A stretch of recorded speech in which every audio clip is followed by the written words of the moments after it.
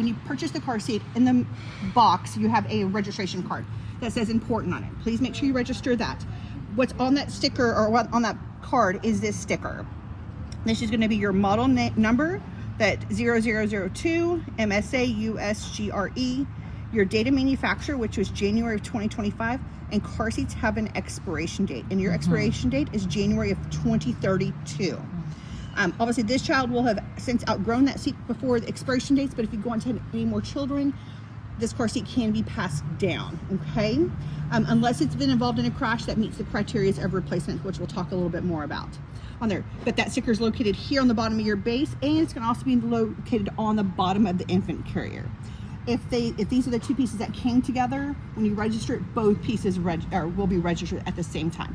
If you buy a secondary base for a secondary vehicle, it will have its own registration card. That base needs to be registered also, okay? All right, so let's get into the fun part of installation. So on your car seats, you're gonna notice I have a recline indicator, this little green. I like to call it kind of a Christmas tree. We want that green to always be showing, never any red. So if you'll notice when I pitch it different directions, there's red that will show in that window. Oh, how did you? Just depending on which angle. Oh, okay. Okay, on there. On your seat, you have what's called a recline foot. So this little piece right here will come in and out. There's a little button right here. When I press this button down, you're gonna notice that foot will drop in and out. Oh. So I press the button, I can change that pivot on there. And that's gonna help to fit the contour of the vehicle seats, but also to make sure our recline indicator is always in green. So when I sit this flat on your vehicle seat, I'm looking for that green to only be showing, no red. It's a little high, we don't need that extreme. And that's what we're looking for. So see, it's all green in that window, no red is showing, okay? You're gonna notice on your car seats, you kind of got these oranges. So the orange is kind of like what they call touch points, all right? So this is your lower anchor system, or what's called latch. It's lower anchors and tethers for children. We're using the lower anchor portion of it. To be able to access those lower anchors, I push this orange button down and it allows me to pull them out of their storage compartment. These lower anchor systems are on a ratcheting system, so they ratchet back. I can't pull any more webbing back out, give myself slack without pushing that orange button, okay? So we're gonna utilize your lower anchor system. Your car has latch system in 2 seating positions, outboard positions only. So this seat right here and that seat behind the driver's side. When I say latch, your car has these little bars that are down here in the seat bight. You can feel these little metal like U-bolts right here and one right here. If you were ever to put a car seat in that center seating position, it can only be utilized with a vehicle seat belt. So you couldn't use this lower anchor here and that lower anchor from the other side for that center seating position. Mini Cooper, BMW does not allow that, okay? But you do have top tethers in all 3 seating positions, which that'll be several years down the road for when your child goes forward facing. But come back and see us, we'll show you all the fun tricks on how to install a forward facing car seat if you still own this vehicle, okay? It will be mainly Hyundai Sonata, so Hyundai. Same thing. So they only have lower anchors, or what we call latch system, in the 2 outboard seating positions. So if you were ever to put a car seat in the center in that Hyundai, you're gonna use the vehicle seatbelt to install it, okay? All right, and that's because the car manufacturer says so, okay? All right, so let's get the lower anchors out here. I'm gonna show you how to install this, and then I'm gonna have you repeat the process. So I'm gonna pull all the slack out, and then I'm just gonna kind of hold it so it doesn't feed back in. I'm going to feel for where that bar is located, so it's right there. That inner hook's there. And I'm gonna do the same thing on this side. Find that bar, perfect.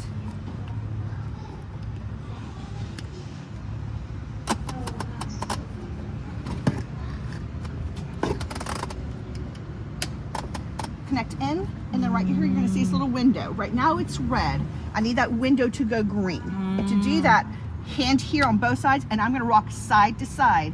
I'm going to tighten these lower anchors up. This is our tension window. It lets us know that we've got our lower anchors tight enough. So I'm just gonna bear weight and rock back and forth. What I'm looking for is less than an inch movement side to side at the belt path. And again, our window showing green. Seat gave a little bit more, so when I pull it out, I am gonna redo some adjustment on angle on there, but we're looking for less than an inch movement on that, okay? So any questions on that installation? All right, I'm gonna pull it out, I'm gonna have you reduplicate. To take it out, I'm going to come in here and I'm gonna push that button And I'm gonna get myself some slack. Pull that hook out. Back of the car seat and the back of the vehicle seat. We just want a sliver of daylight between the two, so it can't touch. When it starts to touch, what happens is people start to push and it starts to change the angle of the car seat. So we just want to see a sliver of daylight between the two, okay? So the seat can come back some to give that front occupant more room. Big thing is you're gonna notice right here on your car seat, this little circle, there's one on each side, but you see the green mark, the green check. That is where the carrying handle must be at all times while in the car. So for that, press these gray buttons, and this is gonna rotate towards the rear of the vehicle, okay? So this carrying handle has to be in this position, okay? What it's doing is acting like what we call an anti-rebound bar in event of a crash. So how a rear-facing car seat works, it works kind of like a swing set. Think about when you were a kid at a park. Its first rotation in a crash is gonna be a downward rotation towards the floorboard, and then it rotates back towards the rear of the vehicle, okay? What it's doing is allowing the child's head, neck, and spine to all stay in alignment, and basically the child swings out the crash, okay? So the car seat takes more of those crash forces than the occupant in the actual car seat itself, okay? So when it's a high mile per hour, high velocity type crash, that swing towards the rear of the vehicle could be considered great. And when that happens, this carrying handle makes contact to the back of the vehicle seat, okay? And it helps reduce that rotation. So it's part of their crash management system, okay? So carrying handle must always be rotated back. So carry mode is here. So, you know, you pull it in and out of the car, you're carrying it, snapping it, just strolling it. But to rotate it, push the two gray buttons and just rotate it towards the rear, okay? That's what it's gonna look like. So the carry mode, I can just use one.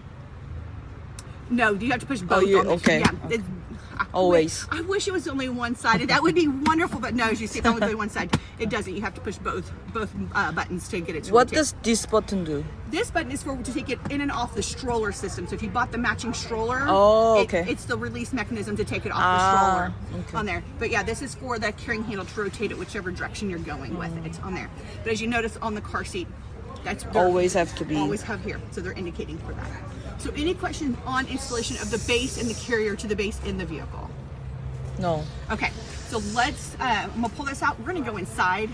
We're gonna take a baby doll in here. We're gonna talk about all the functionalities of the physical seat itself. Perfect. Okay, all right, so let's do that. One of the wonderful nice things about Uppababy, everything's kind of encapsulated, so it's very nice, smooth, aesthetically pleasing on the car seat. Release mechanism, so this takes it, the release handle to take the car seat in and out of the base itself. Just pull up and it disengages everything. This sticker right here is your sticker stating that the car is certified for motor use and also aircraft, so FAA approved. We encourage, if you're flying on an airplane, traveling anywhere to visit friends, family, vacation, whatever, that you actually purchase a actual plane seat for your child and use the car seat on the airplane, okay? Reason being is, luckily we don't have a lot of airplanes falling out of the sky. That's a great thing. People wouldn't fly if that was the case, right? But most of the injuries that occur on planes are happening from either turbulence or runway issues, right? So planes colliding with each other, other type of things. This is where car seats will do their job, just like in a car themselves, okay? But when you go to use this on an airplane, you may have, flight staff or, gate agents, whatever, making sure your car seat is FAA approved. This is that sticker you can show them that the car seat is approved to be able to use on an airplane, okay? On your seat, you're gonna notice they also have directions on how to physically install the seat, what we call baseless, okay? So when you go to use this on an airplane, you're going to be using a lap-only belt in a baseless mode. So there's directions on there for that. But also on your car seat, you're gonna notice it's got weight limits listed all over the car seat. So car seat is good from 4 to 35 pounds, and whose height is 32 inches or less, right? Most kids are not going to hit 35 pounds in this car seat. 35 pounds is roughly about a 2.5 to 3.5-year-old child, okay? So your son, daughter will be way too big height-wise when they hit that 35 pounds to be in this car seat. So overall height is 32 inches or less. This car seat also has what's called a 1-inch roll. So see the two little red lines on this picture? So the top red line is the top of the car seat. The bottom red line is the top of the child's head. we need 1 inch of hard plastic shell above the child's head at all times. Okay, so as your son or daughter gets taller in height, they're going to either outgrow it by the 1 inch rule, or they're going to outgrow it by the 32-inch rules. Now, if they hit 35 pounds, obviously they've outgrown this car seat, but it's an or situation. 35 pounds or 32 inches or 1 inch rule. Okay, one of those 3 things has to occur. Right on there. Car seat also gives you harnessing instructions on this here too. Did you bring your paper copy with your owner's manual for the car seat with you? No, I couldn't find one. Okay, so what I encourage you to do is to go on Uppababy's website, pull up the Mesa V2 and download and save the owner's manual onto your phone. So a PDF file, so a digital copy for yourself. Because everything we talk about today is going to be in that physical owner's manual. And that's going to be your key reference for anything we talk about, okay? But you're going to notice that there's the 1 inch rule, a minimum of 1 inch gap between the child's head and the top of the headrest, okay? And they're going to talk about harnessing. Harnesses should be at the shoulders or 1 or 2 positions below. So what we call at or below the shoulders. Okay? And then chest clip must be level with the armpits. So chest clip must be armpit level, and harness straps should be snug. And we're going to talk a bit more about that. But all the directions are also listed here on your manufacturing stickers. If you're ever installing this car seat without a base, this is your level line. So as you saw, your base had that level indicator. This is your level indicator for when it's baseless, okay? So again, if you're putting on that airplane seat, you're gonna make sure that line is level, okay? All right, so there's all of that on there. Okay, so on your car seat, you're gonna notice that you have some you have a newborn insert, which is this pad that sits right underneath baby's butt. Pull that to the locking mode. It does have a weight limit. It's notated on there. It says recommended for infants between 4 to 11 pounds. Once your child hits 11 pounds, this pad does need to be removed. And to remove it, it's literally just pulling it out, and it literally just slips right off and out, okay? And then your child will sit down into the seat bottom itself, okay? You do have 2 crotch buckle depths, so you have an inner and an outer position. We're gonna start with the inner. We want this buckle as close to the baby's pelvis, but never baby sitting on it. So if your child were to ever sit in here, use this as an example, and let's just say this baby doll was a lot bigger than what it is, and baby is sitting on it and it's wrapping around the pelvis, we're gonna wanna move that out to that outer buckle slot, okay? But that's gonna be months down the road. I won't say hard fast, but probably somewhere between 4 or 6 months of age, you probably will have to move that buckle back out, okay? But just know if it's sitting really tight up on that pelvis and it's sitting on that buckle, pull that, it gives you a little bit more room, a little bit more comfort in their private area, and easier to buckle them in and out, okay? So we put this back together. And it literally just slides all back in.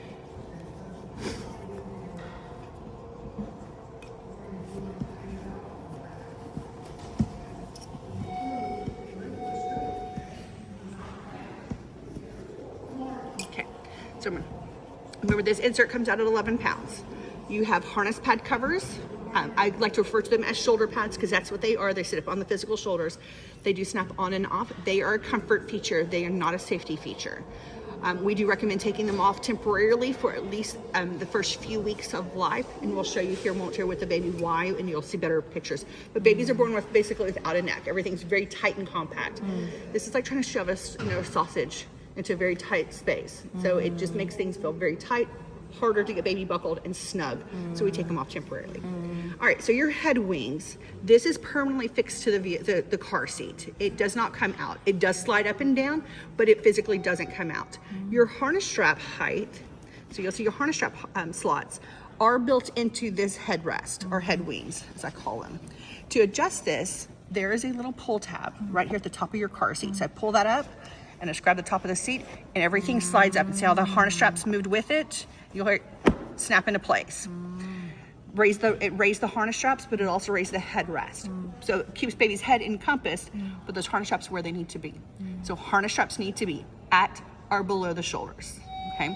Think like a backpack, okay? When you put a backpack on, it wraps around and hugs your shoulders, right? That's exactly what we want these harness straps to do.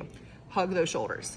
And to make that adjustment as your child grows, again, pull that tab and then just raise and lower it to where it needs to be. And you'll hear clicks for its next slot, okay? We're gonna start the very bottom slot because Obviously, we don't know what baby's height looks like right now since baby's still in utero. But let's practice putting baby doll in here. Let me get this all resituated back in here. Okay. To tighten and loosen the harness straps, press the gray button, pull the harness straps out. To loosen them, to tighten it, all I have to do is pull the strap to tighten it, okay? Simple as that. So, always easier to get baby's harnesses, baby in with the harnesses snug or loose. You do have a little cool little pocket.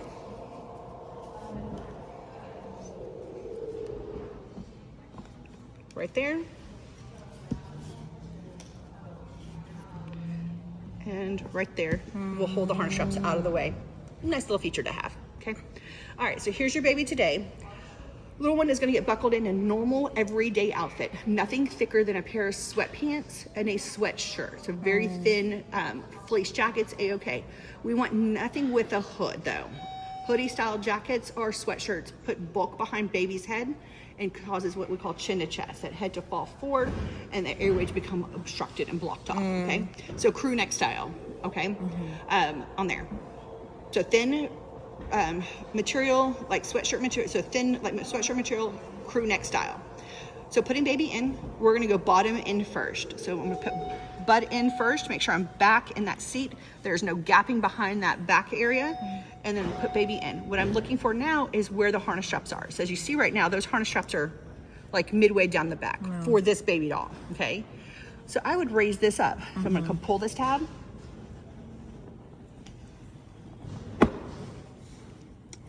And I'm gonna go down one slot, that's a little high. Right there. So that puts the straps just slightly below the shoulders on there. And then I'm gonna slide baby's arms in.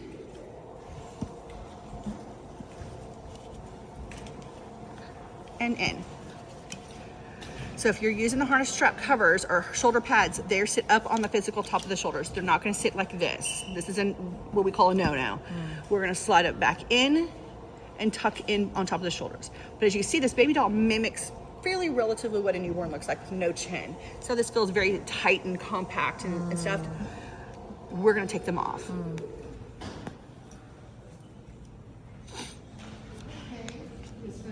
Okay.